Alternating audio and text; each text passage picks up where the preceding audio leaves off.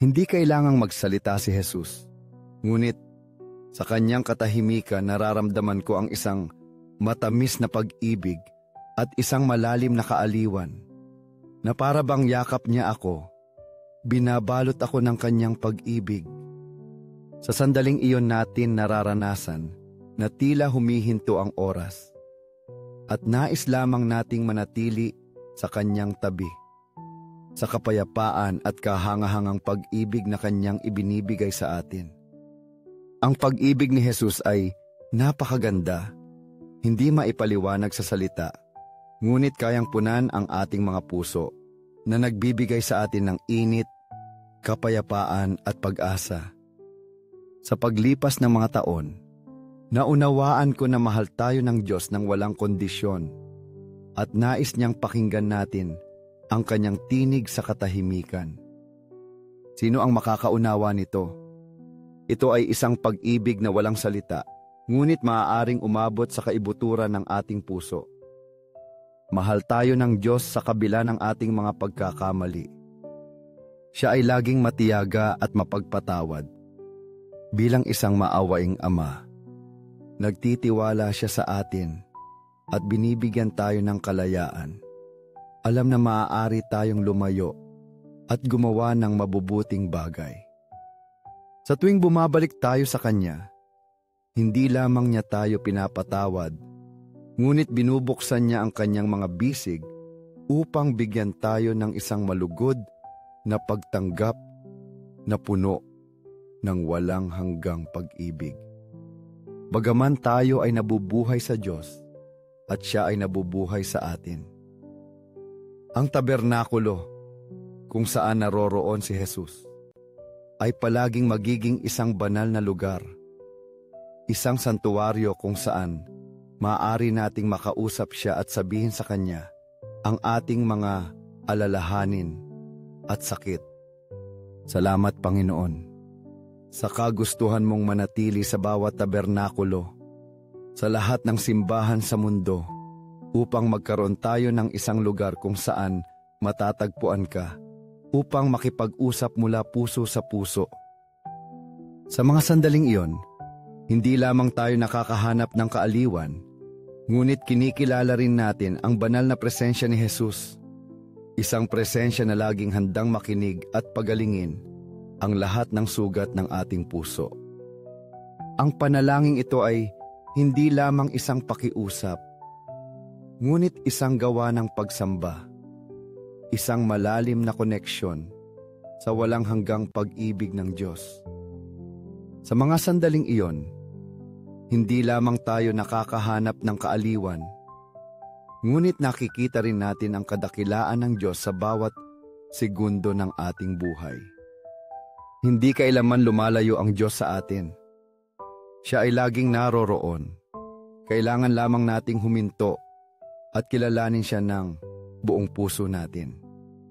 Siya ang kapayapaan na lagi nating hinahanap, ang pinagmumulan ng ating lakas sa mga sandali ng kahinaan. Salamat, Panginoon, sa pagiging laging naroroon.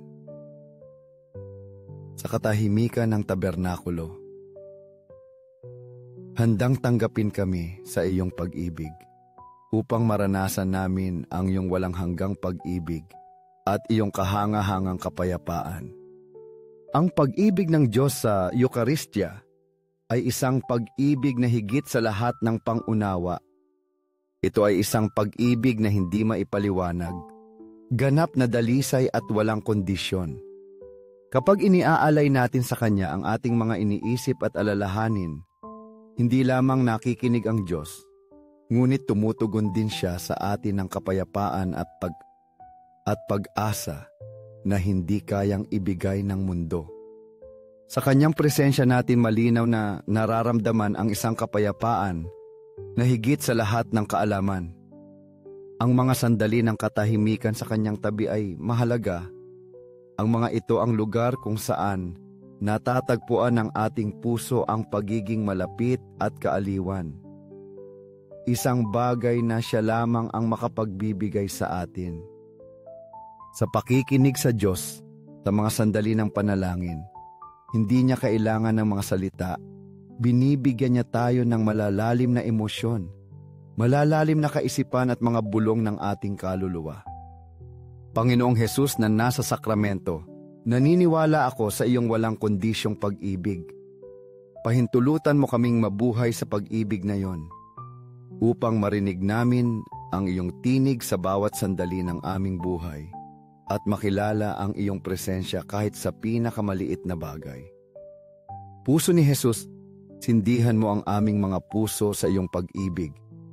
Linisin mo kami at panibaguhin upang kami ay maging kasangkapan, upang dalhin ang iyong pag-ibig at kapayapaan sa mga nakapaligid sa amin.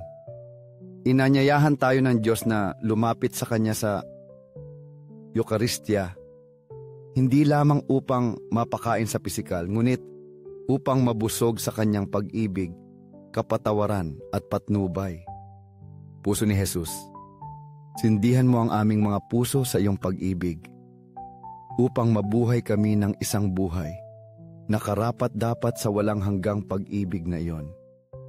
Tulungan mo kaming iabot sa iyo ang lahat ng aming mga paghihirap at alalahanin, upang mapalitan mo ang mga ito sa mga pagkakataon upang lumago sa pananampalataya at pag-ibig. Ikaw ang aming matatag na pag-asa, ang aming hindi matitinag na kapayapaan sa anumang kalagayan. Mahal tayo ng Diyos at nais niyang mahalin natin ang isa't isa tulad ng pagmamahal niya sa atin. Puso ni Hesus, gawin mong mabuhay kami sa iyong pag-ibig, upang mahalin namin ang lahat ng walang pagtatangi o kondisyon. Naway ang iyong pag-ibig ay bumuhos sa mga puso ng bawat tao upang madama ng lahat ang iyong presensya sa kanilang buhay. Panginoon, pahintulutan mong ang iyong pag-ibig at iyong kapayapaan ay laging naroroon sa aming mga pamilya, lalo na sa mga kabataan, bata at matatanda. At turuan mo kaming mabuhay sa iyong presensya at laging magtiwala sa iyo sa gitna ng bawat hamon. Panginoon, nagtitiwala ako sa iyo dahil ikaw lamang ang makapagpapalaya sa amin mula sa lahat ng paghihirap at pagsubok sa buhay na ito. Pahintulutan mo kaming makita lagi ang iyong proteksyon at tulungan mo kaming iabot sa iyo ang lahat ng aming mga alalahanin. Puso ni Hesus, protektahan mo ang aming mga pamilya. Bigyan mo kami ng lakas at pasensya upang malampasan ang mga paghihirap sa buhay at naway dumating ang kaharian ng Diyos sa aming buhay. Hesus, alam namin na sa Eukaristya ay lagi kang naroroon, naghihintay sa amin upang sambahin ka, makausap ka, at maranasan ang walang hanggang pag-ibig na mayroon ka sa amin. Sa tuwing nakikilahok kami sa banal na misa, binibigyan mo kami ng pagkakataon upang palalimin ang aming koneksyon sa iyo, upang madama ang kapayapaan at pag-asa na nagmumula sa iyong pag-ibig. Panginoong Hesus, tulungan mo kaming kilalanin ang iyong presensya sa bawat sandali ng aming buhay, mula sa pinakasimpleng sandali hanggang sa pinakamahirap na pagsubok. Naway mabuhay kami sa paraang karapat-dapat sa iyong walang hanggang pag-ibig, upang ang aming buhay ay maging isang buhay na patotoo ng iyong presensya sa mundong ito. Inang Maria, ikaw ang aming kanlungan at kaaliwan sa mga mahihirap na sandali.